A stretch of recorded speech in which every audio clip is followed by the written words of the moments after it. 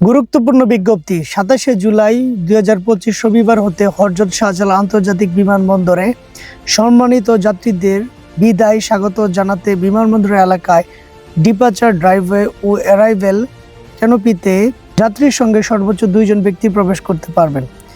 যাত্রীদের যাতায়াত স্বাভাবিক রাখার যানজট ও নিরাপত্তা পরিকল্পিত উক্ত ব্যবস্থা গ্রহণ করা হয়েছে।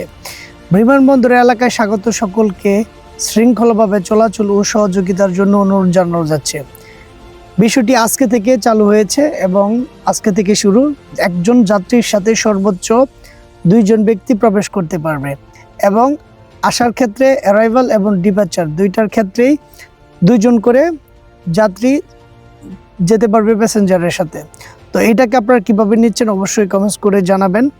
এবং আমার ওপিনিয়নে মনে হয় যেন 3 জন দিলে সর্বোচ্চ ভালো হতো, বাকিটা বাংলাদেশ সরকারের কাছে। তো আমি চাইবো, বিষয়টা কীরকম হয়েছে জানি না, তবে অনেকেই আছেন যারা কমপ্লেন করেছেন সর্বোচ্চ 3 জন বা 5 জন। তো সবাই কমেন্টস করে জানাবেন কতজন হলে ভালো হইতো। তবে সিদ্ধান্তটা ভালো একদিক দিয়ে, আবার অনেকে অনেক কিছু বলতে পারেন, কারণ অনেকে অনেক আশা নিয়ে যান। তবে বিমানবন্দরের সার্বিক নিরাপত্তা এবং সবকিছু বিবেচনা করে এই সিদ্ধান্ত সরকার নিয়েছে। আশা করি সকলে বুঝতে পারছেন। সবাই ভালো থাকবেন, সুস্থ থাকবেন। আল্লাহ হাফেজ।